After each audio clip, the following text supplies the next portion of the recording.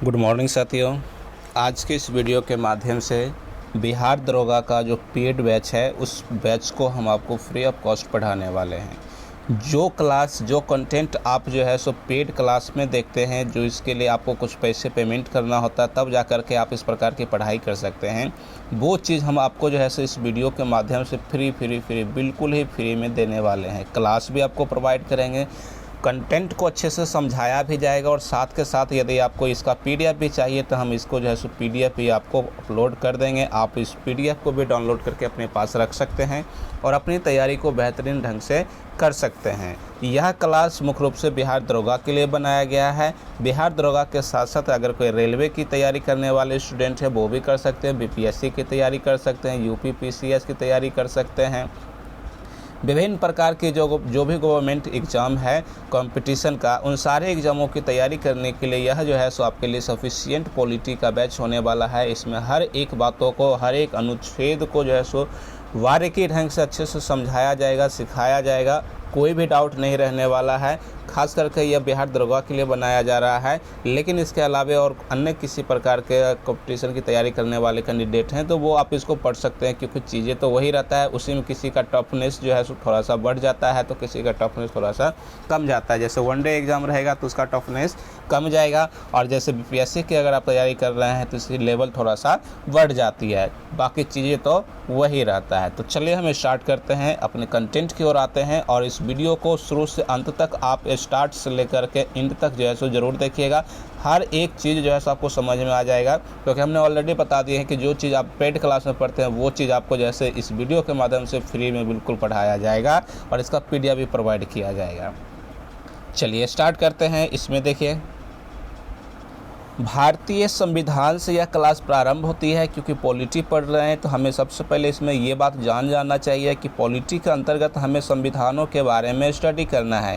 क्योंकि हम लोग जानते हैं कि 1947 से पहले हम गुलाम हुआ करते थे, हमारे ऊपर जो है सो अंग्रेज़ों का शासन चला करता था और इस कारण से जो है सो हम स्वतंत्र नहीं होते थे और अपना जो भी विधि व्यवस्था है देश को चलाने के लिए, संविधान की जो आवश्यकता होती है, कानून की जो ज़रूरतें होती है वो हमारे अनुसार नहीं पूर्ण रूप से लागू था। लेकिन 15 अगस्त 1947 से जब हम आज़ाद हो गए थे तो उसके बाद जो है सो आज़ादी के बाद हमें अपने देश को सुचारू तरीके से यानी कि है ना अच्छे ढंग से जो है सो शासन व्यवस्थाओं को बनाए रखते हुए, अच्छे से जो है सो प्रशासन करते हुए अपने देश को चलाने की बातें था।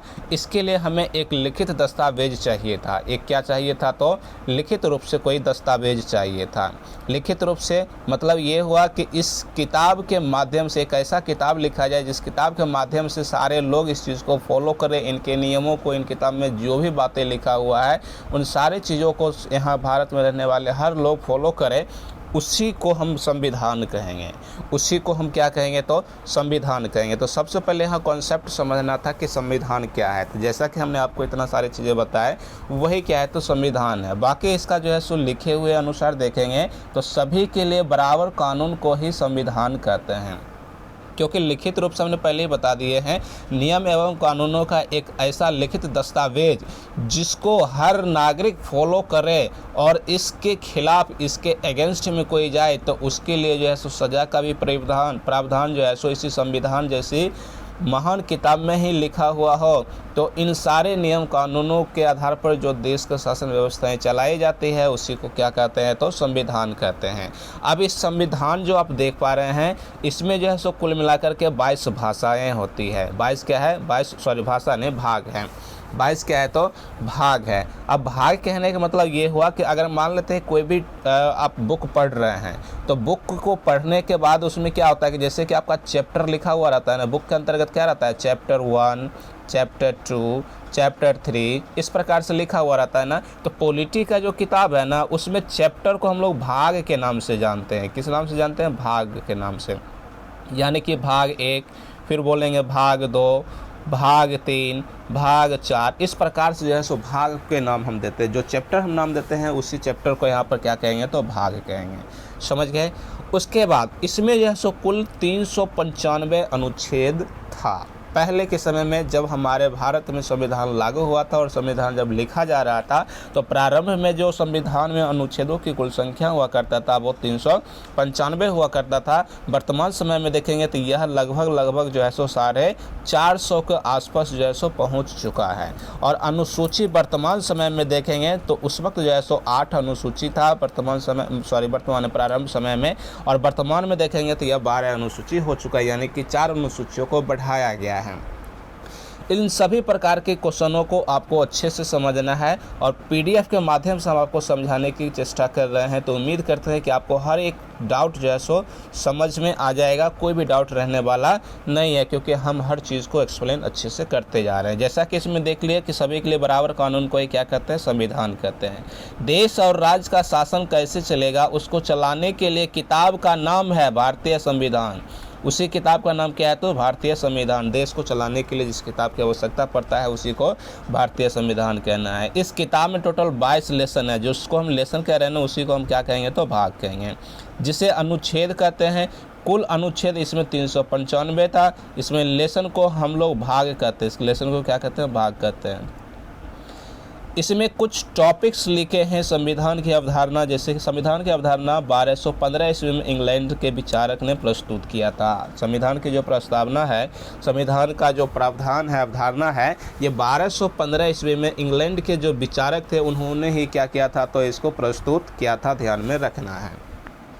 इतनी बातें आप लोगों ने समझ ली। चलिए अब उसके बाद हम यहाँ से सीखते हैं जो जिसमें कि देखिएगा भाग जो है सो 22 भाग है, अनुच्छेद 395 है, और इसमें कुल 395 अनुच्छेद को सीख लीजिएगा, पॉलिटी आपका कंप्लीट माना जाएगा।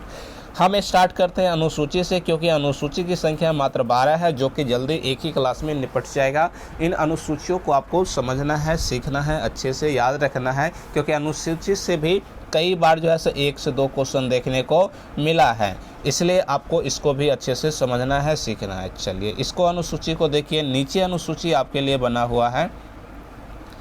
इस अनुसूची के माध्यम से क्या कहना चाहता है, कुल मिलाकर हमने अभी जस्ट बताया कि अनुसूचियों की संख्या कितनी है, तो 12 है। क्योंकि इस क्वेश्चन को आपको बार बार जो है सो अपने जुबान पर प्रैक्टिस करना है, उच्चारण करना है, मुख से बोलना है। बोलने के क्रम में क्या होगा कि जो चीज़ आपको याद नहीं रहता है ना, उसको बार बार अगर रिपीट करके बोलते हैं ना, तो समझ लीजिए वो चीज़ आपको जैसे कंठस्थ हो जाएगा। क्या हो जाएगा, कंठस्थ हो जाएगा, और आप उसको अच्छे से याद रख सकते हैं एग्ज़ाम तक, या फिर एग्ज़ाम के बाद भी जो है सो उसको जल्दी भूल ही ना पाएंगे। समझ गए ना।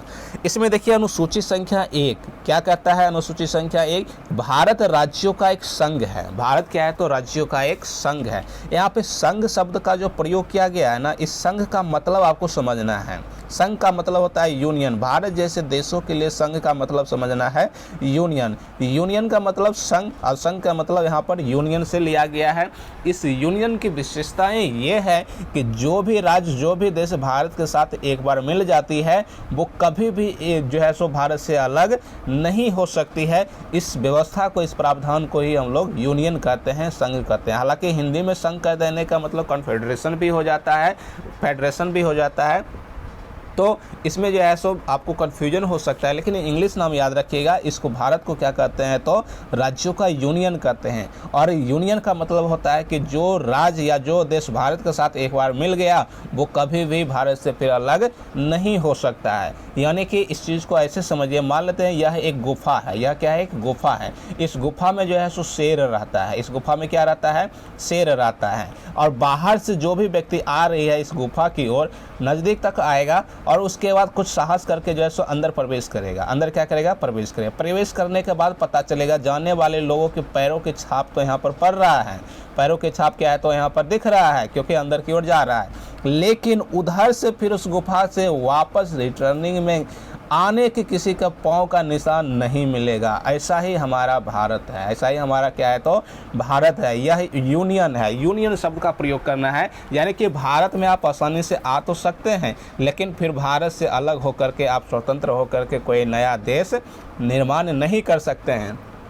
जम्मू कश्मीर के बारे में आप लोग जानते हैं कि जम्मू कश्मीर जो है सो छटपटाते रह गया, नाको दम उसने करके रख लिया, लेकिन फिर भी जो है सो भारत से वो अलग नहीं हो पाया। क्योंकि हम जानते हैं कि 26 अक्टूबर 1947 को 26 अक्टूबर 1947 को जो जम्मू कश्मीर का पहला जो शासक हुआ करता था, प्रधानमंत्री हुआ करता था आज़ादी के वक्त में, उस वक्त जो है सो हरि सिंह था। कौन था? तो हरि सिंह था। हरि सिंह ने भारत के विलय पत्र पर सिग्नेचर कर दिया था 26 अक्टूबर 1947 को, और तब से जो है सो जम्मू कश्मीर भारत का एक अभिन्न अंग बन चुका था। और इसीलिए पाकिस्तानियों ने जो उस जम्मू कश्मीर पर एकदम अपना जो है सो दबदबा जमाने का प्रयास किया, वो जो है सो विफल रहता था, क्योंकि भारत में एक बार मिल जाने के बाद या यूनियन है, इससे अलग नहीं हो सकता है।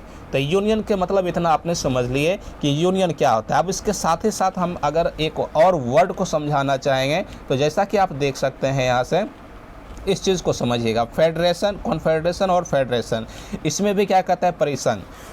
कॉन्फेडरेशन क्या होता है कि इसे परिसंघ कहते हैं, जिसमें क्या होता है कि छोटे छोटे राज्य आपस में जुड़कर और अपनी थोड़ी थोड़ी शक्तियाँ केंद्र को देकर एक नया देश का निर्माण करता है, जिसे परिसंघ कहते हैं। और यह परिसंघ बहुत ही कमज़ोर होता है, इससे कोई भी देश आसानी से अलग हो सकता है।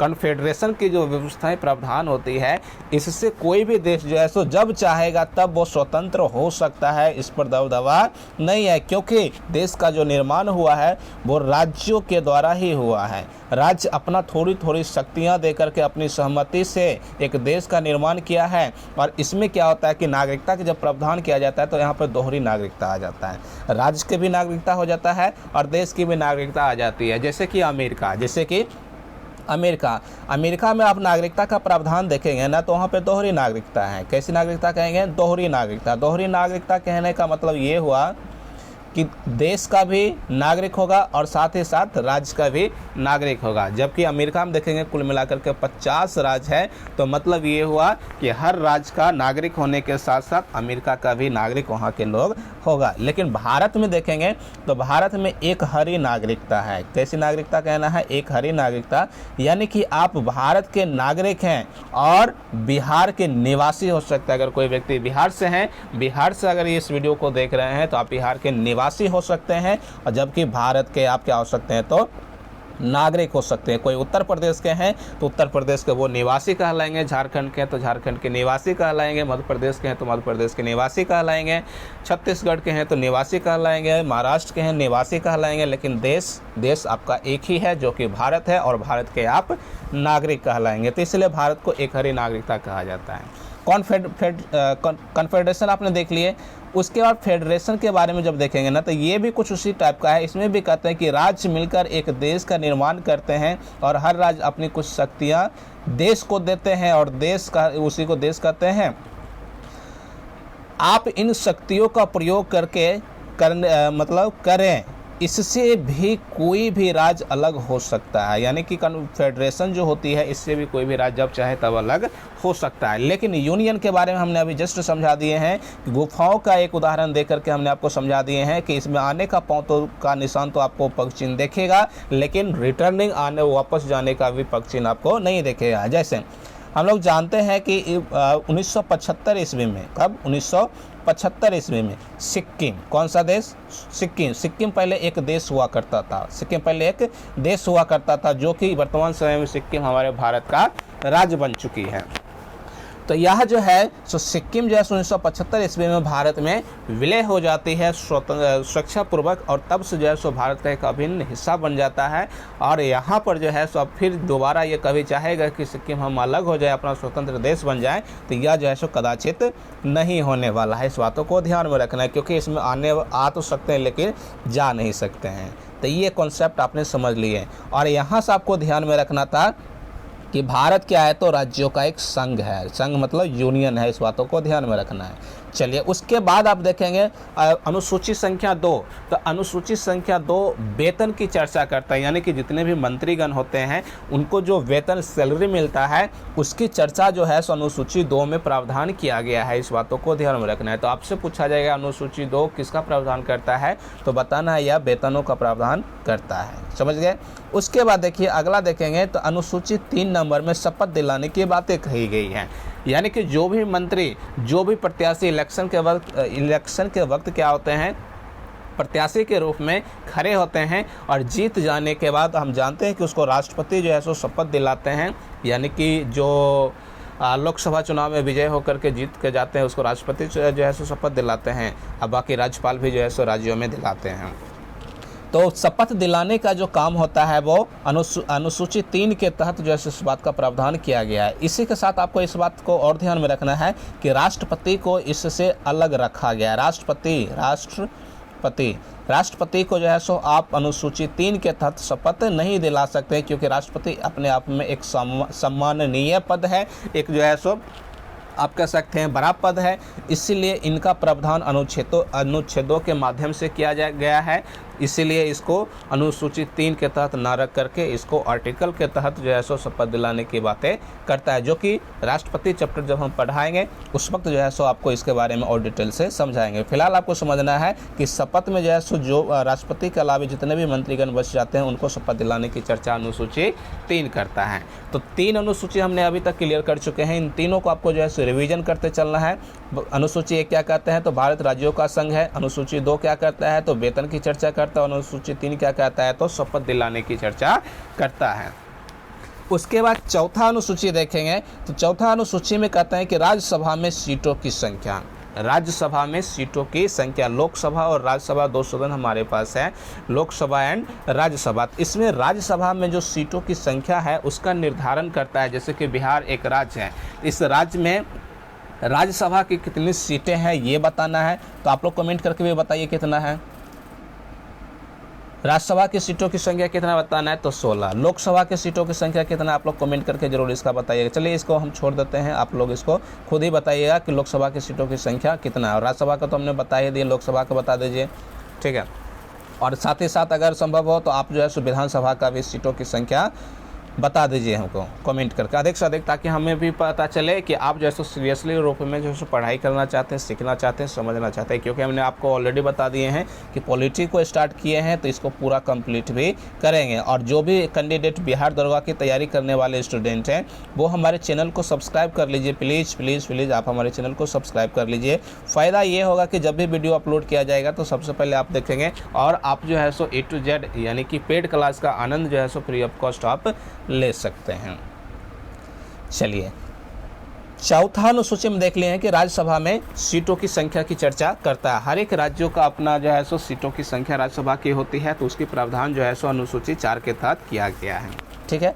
चलिए उसके बाद अनुसूची 5 देखिएगा। तो अनुसूची 5 में जो SC और ST कास्ट का जो भी व्यक्ति होते हैं उनकी प्रावधान किया गया है कि यानी कि इसके ऊपर जो है सो किसी प्रकार का जुल्म अत्याचार यदि हो रहा है तो अनुसूची 4 के तहत जो है सो इनको सुरक्षा प्रदान किया जाएगा। हालांकि मूल अधिकार में जब हम चर्चा करेंगे SC ST OBC या आरक्षण जैसी चीज़ों का तो वहाँ पर जो है सो मूल अधिकारों में हम इसको और भी अच्छे से समझाएंगे। फिलहाल यहाँ पे आपको ये समझ लेना है कि SC ST वर्ग का जो प्रावधान है वो अनुसूची 5 के तहत किया गया है। आपसे डायरेक्ट यही क्वेश्चन पूछेगा अनुसूची 5 क्या है, अनुसूची 5 क्या है, या फिर डायरेक्ट ऐसे क्वेश्चन पूछ लेगा SC ST का प्रावधान किस अनुसूची में लिखा गया है, तो आपको बताना है अनुसूची 5। तो 5 तक आपने समझ लिए। चलिए उसके बाद छठा देखेंगे तो 6 नंबर अनुसूची कहता है पूर्वोत्तर राज्य।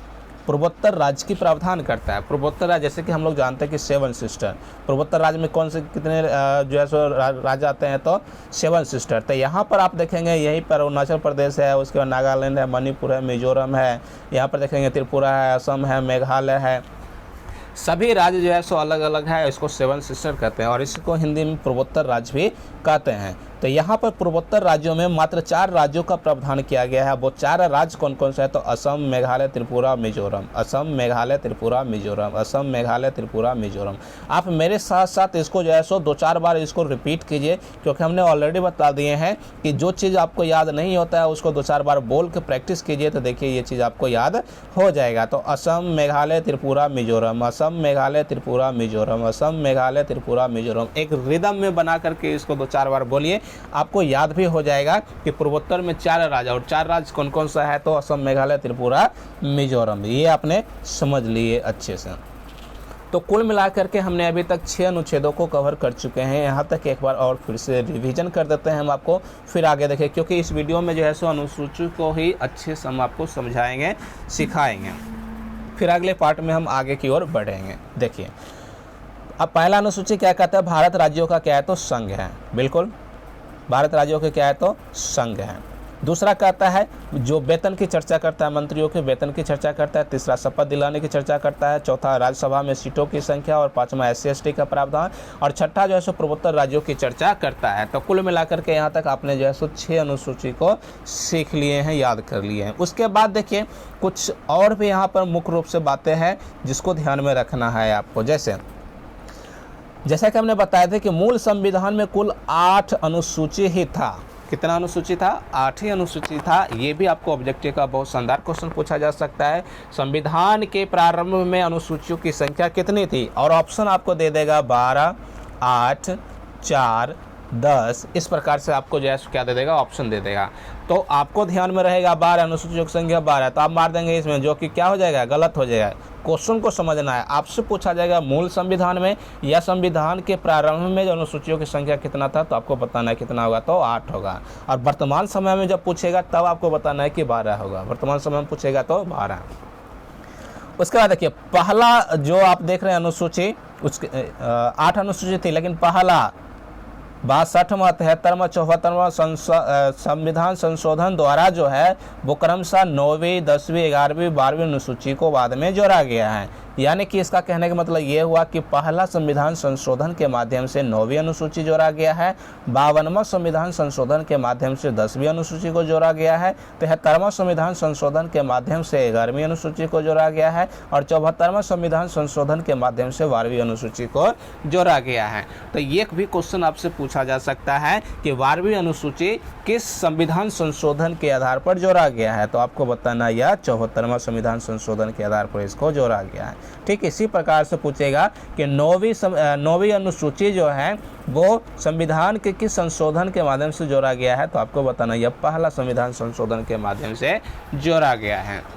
तो ये भी क्वेश्चन जो है सो बहुत अच्छा था, आपने सीख लिए इसको। चलिए आगे की ओर बढ़ते हैं हम लोग। अब अनुसूची देखेंगे 7, अनुसूची की संख्या 7। 7वां देखेंगे, ये भी बहुत अच्छा अनुसूची है। यहाँ से क्वेश्चन जो है सो आपको अक्सर देखने को मिल जाता है। जैसे देखिए अनुसूची 7 क्या कहता है? इसमें शक्तियों का विभाजन की बातें करता है। अनुसूची 7 शक्तियों का विभाजन की बातें करता है। अब शक्तियों का विभाजन किनको किनको शक्ति है और किनको अलग अलग शक्ति देने की बातें करता है, तो आपको बताना है केंद्र सरकार, राज्य सरकार। केंद्र सरकार और राज्य सरकार जो है, दो सरकारें हमारे यहाँ है, एक केंद्र में है, एक राज्यों में होती है। तो दोनों को शक्तियों का बंटवारा किया गया है ताकि इस पर किसी भी प्रकार का विवाद ना हो। अब वो जो सूचियाँ हैं इसी को हम लोग अनुसूची कहते हैं, तो इसी को हम क्या कहेंगे? सूची कहेंगे। अब सूची में आपको ध्यान में रखना है यहाँ पर 4 प्रकार की सूचियाँ होती है। पहला संघ सूची, राज्य सूची, समवर्ती सूची और अपशिष्ट सूची, जो कि आप लोग अगर इसमें से कोई पहले पॉलिटी नहीं पढ़े होंगे तो वो जो है सो 3 प्रकार की सूचियों की संख्या जानते होंगे मैक्सिमम, संघ सूची, राज्य सूची और समवर्ती सूची। लेकिन आपको ध्यान में रखना एक चौथा सूची भी होती है जिसको अपशिष्ट सूची भी कहते हैं। अब इसमें समझिए जो संघ सूची होती है ये केंद्र सरकार को पावर दिया जाता है सूची के माध्यम से कि इस मामले में जो है सो केवल और केवल केंद्र सरकार ही नियम कानून लगा सकती है। जैसे सेना का जो आप देखते हैं रख रखाव या फिर सेना का जो भी काम होता है वो किसके अंतर्गत आता है? तो संघ सरकार के अंतर्गत। यानी कि हमारे भारत के जो संघ सरकार है उसमें प्रधानमंत्री नरेंद्र मोदी जी हैं, तो मोदी जी के अंतर्गत जो है सो ये सेना का प्रावधान रहेगा कि सेना को आप उसको जो है सो जैसे मतलब ऑर्डर दे सकते हैं, जो कब किधर युद्ध लड़ना है ना, तमाम प्रकार का जो है सो मॉनिटरिंग कर सकते हैं केंद्र सरकार। उसके साथ ही साथ जनगणना जैसी चीज़ों को भी कौन करा सकते हैं? तो ये संघ सरकार। बैंकिंग सिस्टम जो देख रहे हैं संघ सूची के अंतर्गत आएगा, रेलवे भी संघ सूची के अंतर्गत आ जाएगा, डाक विभाग भी संघ सूची के अंतर्गत आएगा और मुद्रा जैसी चीज़ें भी कहाँ चला जाएगा? तो संघ सरकार के अंतर्गत ही आएगा। तभी आप देखते हैं कि नरेंद्र मोदी जी देखते हैं कि कभी 1500 के नोट बंद करते हैं तो कभी 2000 का भी नोट बंद कर देते हैं। हाल ही में आप जानते होंगे कि 2000 का जो नोट आप नई न्यू करेंसी जो देख रहे थे हमारे भारत में जो है वैध रूप से लीगली रूप से चल रहा था, उस पर जो है सो बैन लगने वाला है। यह जो है सो समाप्त हो जाएगा, यह आगे चल के नहीं चलेगा, ध्यान में रखना है। तो मुद्रा जैसी चीज़ भी किस में आ जाएगा? तो संघ सरकार के अंतर्गत संघ सूची में डाक संघ सूची, रेल संघ सूची, बैंक संघ सूची, जनगणना संघ सूची और सेना संघ सूची। तो ये सभी के सभी संघ सूची का विषय था। अब उसके बाद राज्य सूची देखते हैं। राज्य सूची मतलब जैसे बिहार राज्य हो गया, उत्तर प्रदेश हो गया, झारखंड हो गया, हरियाणा हो गया, दिल्ली हो गया, है ना। तो इस प्रकार का जो राज्य है उसको भी कुछ काम करने को मिलता है, उसको भी जो है सो विषय बांटा गया है। तो वो कौन कौन से विषय है इसके बारे में समझिए। जैसे कि कृषि हो गया, चला जाएगा राज्य सूची। पुलिस हो गया, जैसे बिहार पुलिस हम लोग कहते हैं, कृषि का भी जो कामकाज होता है वो राज्य के अंतर्गत ही आता है। प्रशासन व्यवस्थाएं जो देखते हैं वो भी कहाँ है, तो राज्य सूची में चला जाएगा। लोक व्यवस्था कहाँ से, लोक स्वास्थ्य व्यवस्था नहीं, लोक स्वास्थ्य जैसे चीज़, जैसे आप देखते हैं कि सरकारी हॉस्पिटलें खुल जाती है, तो ये सभी किसके अंतर्गत आ जाएगा, तो राज्य सूची के अंतर्गत। पंचायती राज, पंचायत का विकास है तो राज्य सरकार को ही जो है सो इस पर विषय बनाने के, कानून बनाने की प्रावधान है, उसको अधिकार है, शक्ति है। आवास जो आप देखते हैं ये भी जो है सो राज्य सूची के अंतर्गत ही आता है। इसमें आपको कन्फ्यूजन हो सकता है क्योंकि आवास जो है सो प्रधानमंत्री देता है, लेकिन आवास के लिए वो सिर्फ और सिर्फ रुपया देता है। बाकी आवास बनाने के लिए आपको किसी राज्य के अंतर्गत ही बनाना पड़ता है, जहाँ की लेखा जोखा राज्य सरकार के अंतर्गत आता है। जो कि आप पटवारी जैसी चीज़ जो देखते हैं, जब कभी भी दाखिल खारिज होती है, ज़मीन को खरीद बिक्री होती है, तो वो राज्य सरकार के अंतर्गत ही आता है। पेयजल जैसी चीज़ भी जो है सो राज्य सरकार के अंतर्गत आ जाएगा। उसके बाद जीआरपीएफ एक जो है सो रेल पुलिस होती है जो कि राज्य सरकार के अंतर्गत आता है। उसके बाद नदी जैसी चीज़ भी जो है सो विषय कहाँ चला जाएगा, तो राज्य सूची के अंतर्गत आ जाएगा। इसके बाद कुछ संवर्धित सूची होती है जिसमें केंद्र और राज्य दोनों को यह अधिकार होता है कि इन विषयों पर जो है सो केंद्र सरकार और राज्य सरकार जो है सो अपना नियम लागू कर सकते हैं और दोनों को ही इन चीज़ों पर ध्यान देना होता है। जैसे वन लगाने, क्योंकि हम लोग जानते हैं ग्लोबल वार्मिंग जैसी चीज़ें जो है सो अभी बढ़ती हुई दिख रही है, जिसके कारण बारिश ही नहीं होती है। तो हमें जो है सो अपने वातावरण को स्वच्छ बनाए रखने के लिए वन लगाने की ज़रूरत है, जो कि सेंट्रल गवर्नमेंट का भी जो है सो ये जो है सो कर्तव्य हो जाता है और राज्य सरकार को भी। दूसरा शिक्षा में राज्य सरकार का भी होता है और केंद्र सरकार का भी होता है। दोनों मिलकर जो है सो शिक्षा व्यवस्थाओं को बेहतर बनाने के प्रयास करते हैं। उसके बाद नियोजन मतलब नौकरियां, नौकरियां राज्य सरकार द्वारा भी निकाली जाती है और केंद्र सरकार द्वारा भी निकाली जाती है। तो इस बात को आपको ध्यान में रखना है। उसके बाद मजदूर संघ भी किसके अंतर्गत आ जाएगा, तो संवर्धित सूची के अंतर्गत। और परिवार नियोजन किसके अंतर्गत आएगा, तो संवर्धित सूची के अंतर्गत आ जाएगा। इसके बाद आपको एक नया देखने को मिल रहा है सूची, जिसको अपशिष्ट सूची कहते हैं। इसमें क्या है कि जब संविधान लागू हो रही थी, संविधान लिखा जा रहा था, तो उस वक्त जो है सो इस प्रकार के संविधान में सूचियों की संख्या को डिवाइड करके विषयों को बांट दिया था। लेकिन अभी के समय में आप देखेंगे तो नई चीज़ जो है सो इंक्लूड होते जा रही है। तो इन सारी चीज़ों को जो है सो नए दौर में जो नया चीज़ उभर के सामने आ रही है उसको अपशिष्ट सूची के अंतर्गत रखा जाएगा। जैसे कि साइबर क्राइम जब आज़ाद हुआ था हमारे भारत देश, तो उस वक्त हमारे यहाँ डिजिटल सेवाएं इतना ज़्यादा नहीं था, जिसके कारण साइबर जैसी चीज़ों पर ज़्यादा ध्यान नहीं दिया गया था। लेकिन वर्तमान समय में देख रहे हैं कि साइबर क्राइम ज़्यादा होता है। तो साइबर क्राइम में ऊपर जो है सो कानून बनाने का अधिकार किसका होगा, तो केंद्र सरकार का। ये देखिएगा अपशिष्ट सूची का जो अधिकार रहेगा वो केंद्र सरकार के पास रहता है। किसके पास रहेगा, तो केंद्र सरकार के पास रहेगा। उसके बाद अंतरिक्ष जैसे देख सकते हैं कि जो भी रॉकेट लॉन्च करना होता है, अंतरिक्ष पर किसी को भेजना होता है, तो वो केंद्र सरकार के अंतर्गत आता है, वही भेजते हैं। उसके बाद परमाणु ऊर्जा,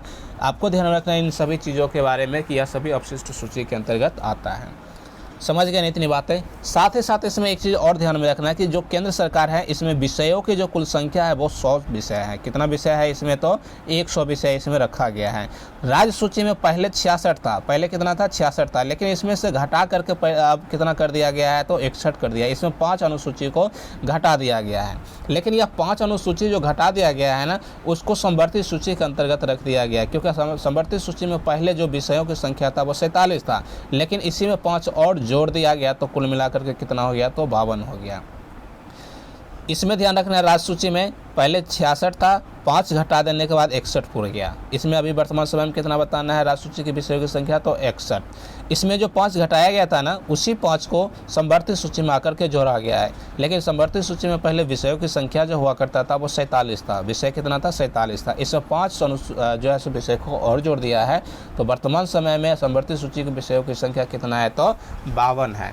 इस फैक्ट को भी आपको ध्यान में रखना है, इस फैक्ट पे आपको क्वेश्चन बन सकता है। समझ गए।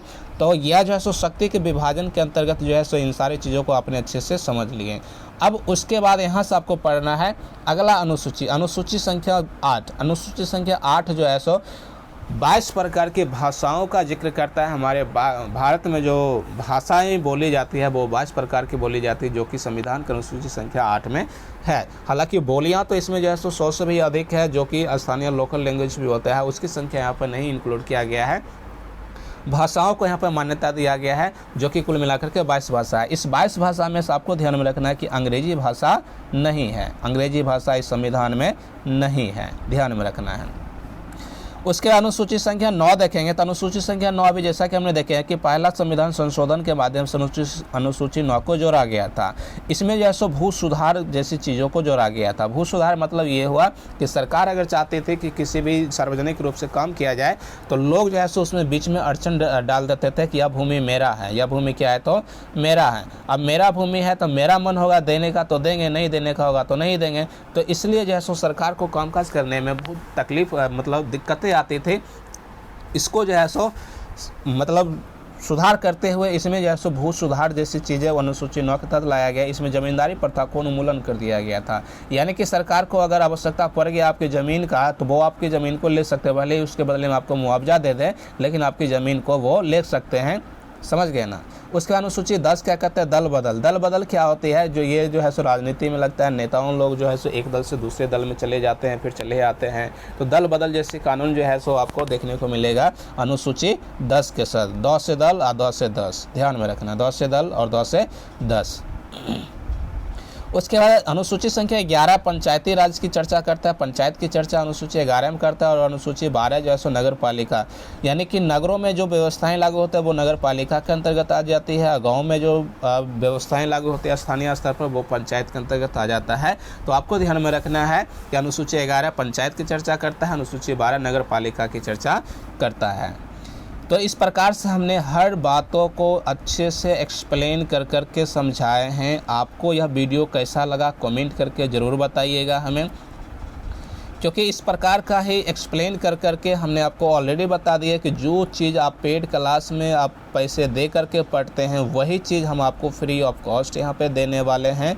तो इसीलिए जो है सो आप हमारे चैनल को प्लीज़ सब्सक्राइब कर लीजिएगा, ताकि जब भी वीडियो अपलोड किया जाएगा तो सबसे पहले आप तक पहुंचेगा और आप जो है इसको पढ़ाई कर सकते हैं।